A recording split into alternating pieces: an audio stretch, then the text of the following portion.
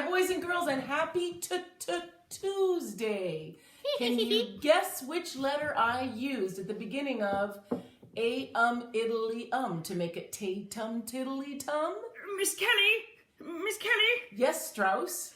It's Mozart, but thank you. Was it T? It is indeed T, Mozart. That's very good. Okay, bye. All right, then. So, boys and girls, welcome to Happy Tuesday, and I'm going to read a book about a very important community helper, particularly during this time in our lives. And it's about doctors, and it's about a little bear who needed a doctor. When he couldn't find a doctor, then he decided to become a doctor himself. It's called Dr. Ted. It's by Andrea Beatty and Pascal Lemaitre, and the publisher is Scholastic. Dr. Ted. One morning, Ted woke up, got out of bed, and bumped his knee. That's not good, thought Ted. I need a doctor. He looked everywhere, but he couldn't find one. And since Ted couldn't find a doctor, he became a doctor. Dr. Ted didn't have an office, so he made one.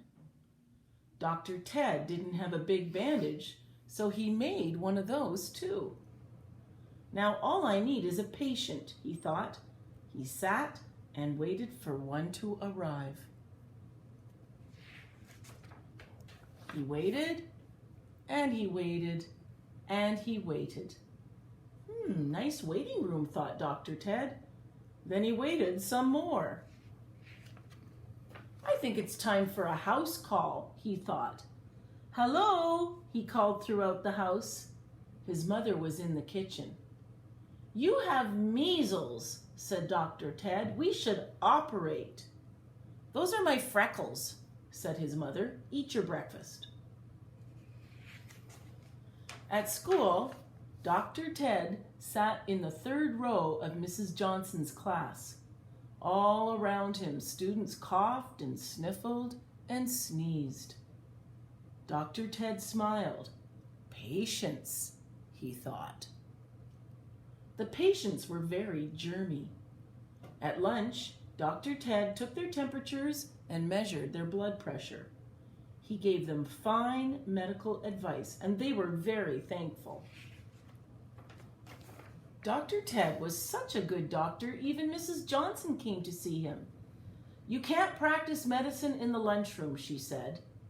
You have mumps, said Dr. Ted. Crutches could help. Those are my cheeks, said Mrs. Johnson. Eat your lunch.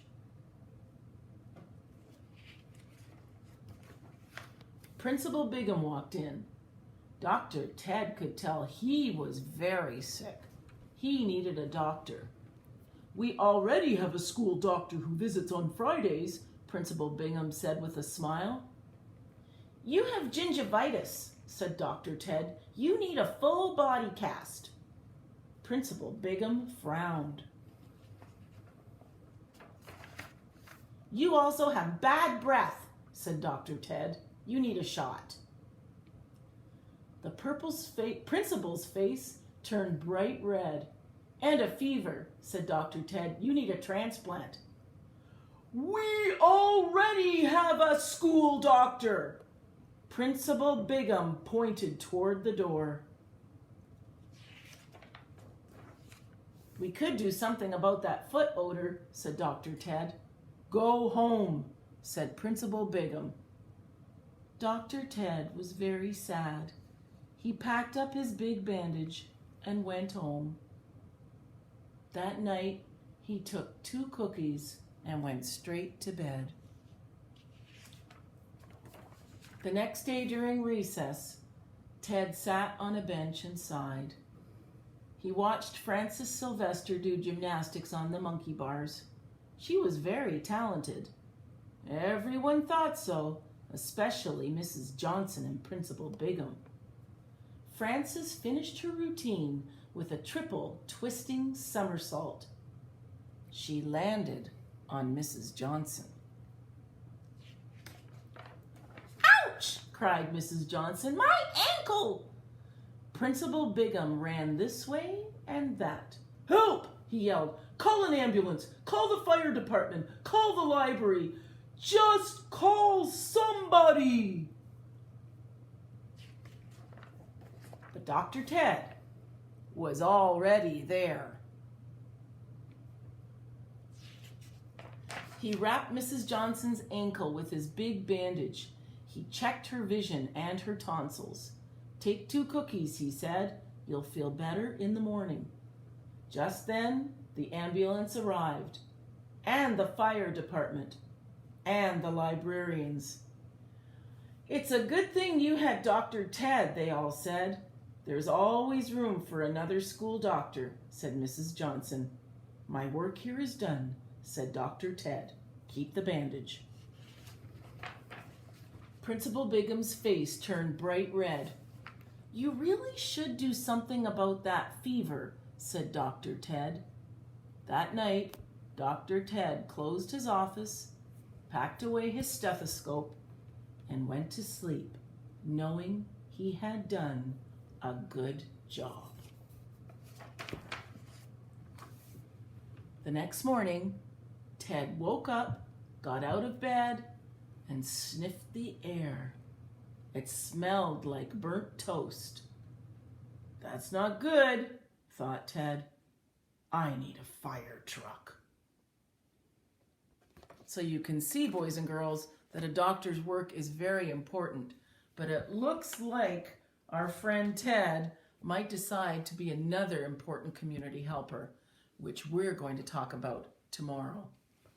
I don't know if you've had a chance to practice your beginning list high-frequency words, but I have the whole list right here, boys and girls. I'm going to show them to you without saying anything, and let's see how well you do at saying the words. Here we go.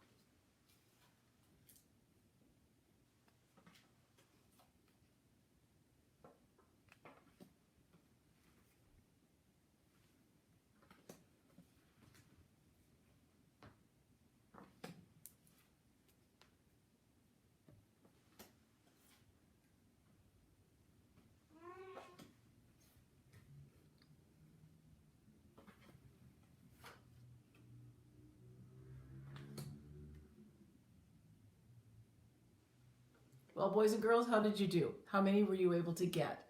I'm sure you got quite a few, and I look forward to seeing you tomorrow.